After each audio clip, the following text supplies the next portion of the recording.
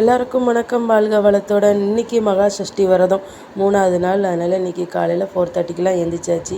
இன்றைக்கி 4 o'clock எந்திரிக்கணும்னு நினச்சேன், ஆனால் 4:30க்கு தான் எழுந்திரிச்சேன். அது ஏன் லேட்டு அப்படின்னு கடைசியில் சொல்கிறேன் உங்களுக்கு. அப்புறம் நம்ம எழுந்திச்சி ஃப்ரெஷ்அப் ஆகிட்டு விளக்குக்கிட்டலாம் க்ளீன் பண்ணிவிட்டு கோலமும் போட்டாச்சு. இன்றைக்கி கோலம் எப்படி இருக்குன்னு பார்த்து சொல்லுங்கள். நல்லா இருக்குன்னு சொல்லுங்கள். நல்லா இல்லைனாலும் நல்லா இல்லைன்னு சொல்லுங்கள். அப்படி நடனாச்சியாவுக்கும் மஞ்சள் பூசி சந்தன குங்குமம் வச்சாச்சு. இதில் என்ன பெனிஃபிட்டு, நடையில் சந்தன குங்குமம் வைக்கிறோம், நம்ம மகாலட்சுமியே வீட்டை மாதிரி அப்படிங்கிற மாதிரி சொல்லுவாங்க. அதனால் நான் எப்போவுமே நடனாச்சியாவுக்கு சந்தன குங்குமம் வைப்பேன். அதுக்கப்புறம் பூவும் வச்சுட்டு எப்போவுமே விளக்க பொருத்த முன்னக்கூட்டி சூடம் பொருத்துவேன்னு ஏற்கனவே ஒரு வீடியோவில் சொல்லியிருந்தேன். அதனால் காலையில் வாசலில் சூடம் பொருத்தினா நம்ம குலதெய்வமே வீட்டுக்குள்ளே வரும் அப்படிங்கிற மாதிரி ஒரு ஐதீகம். அப்புறம் விளக்க பொருத்திட்டு சரி அபிஷேகம் பண்ணுவோம், இன்றைக்கி வெள்ளிக்கிழமையாக இருக்கே அப்படின்ட்டு அபிஷேகம் பண்ண ஆரம்பிச்சிட்டேன். இன்றைக்கி என்னென்ன அபிஷேகம் அப்படின்னு பார்த்திங்கன்னா, பால் அபிஷேகம், திருநூறு அபிஷேகம், அதுக்கு பிறகு சந்தன அபிஷேகம். ஏன்னா இந்த 3 தான் வீட்டில் இருந்துச்சு. அதனால் அதை வச்சு அபிஷேகம் பண்ணுவோம் அப்படின்ட்டு பண்ண ஆரம்பிச்சிட்டேன். இன்றைக்கி ஒரு விஷயம் நடந்துச்சுன்னு சொன்னோம்ல, அது என்னன்னு பார்த்திங்கன்னா, நேற்று எனக்கு ரொம்ப உடம்புக்கு முடியாமல் மாதிரி ஆயிடுச்சு. கொஞ்சம் ஃபீவர் மாதிரியும் ஆயிடுச்சுன்னு வச்சுக்கோங்களேன்.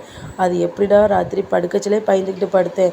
காலையில் நம்மளால் எந்திரிக்க முடியாமல் ஆயிருமோ அப்படின்ட்டு படுக்கச்சிலே முருகனை நினச்சிட்டு, முருகா எப்படியாவது என்னையை எழுப்பி விட்டுரு அப்படின்ட்டு வேண்டிக்கிட்டே படுத்தேன். ஆனால் எப்பவும் 4 o'clock எந்திரிப்பேன். 4:30க்கு என்னை அடித்து எழுப்புன மாதிரியே இருந்துச்சு. அதனால் காலையிலே முருகரே நம்மளை எழுப்புறாரு போல் அப்படின்னு எழுப்பி கதவை திறந்தா ஒரே மயில் சத்தம். ரொம்ப சந்தோஷமாக இருந்துச்சு. மயில் சத்தம். நமக்கு முருகன் ஆசீர்வாதம் எப்போவும் இருக்கும் அப்படிங்கிற ஒரு நம்பிக்கை இன்னும் கொஞ்சம், ஏற்கனவே நம்பிக்கை உண்டு, இன்னும் கொஞ்சம் அதிகமாகிருச்சு. இன்னொன்று என்னென்னா, முருகர் நம்மளோட பெஸ்ட்டு ஃப்ரெண்டு, என்னோடய பெஸ்ட்டு ஃப்ரெண்டு அப்படி தான் சொல்லணும். நான் எவ்வளோ அழுக வந்தாலும், எவ்வளோ கஷ்டம் வந்தாலும், எவ்வளோ துக்கம் என்ன நடந்தாலும் சரி, சந்தோஷம் எல்லாமே அவர்கிட்ட மட்டும்தான் நான் ஷேர் பண்ணுவேன். அது என்னமோ அவர் எனக்கு ரொம்ப அடிக்ட் ஆகிட்டேன் அப்படி தான் சொல்லணும். அதனால் முருகர்னால் எனக்கு ரொம்ப பிடிக்கும். யாருக்கெல்லாம் முருகர் பிடிக்கும் அப்படின்ட்டு கமெண்ட் பண்ணுங்கள். அதுக்கப்புறம் ஒவ்வொரு அபிஷேகமாக பண்ணிக்கிட்டு இருக்கச்சில் ரொம்ப சந்தோஷமாகவும் இருந்துச்சு. என் கஷ்டங்கள் எப்படியே கரைந்து போகணும் அப்படின்னு நினச்சிக்கிட்டே நான் அபிஷேகம் பண்ணினேன். எல்லாமே நல்லபடியாக நடக்கணுன்ட்டு.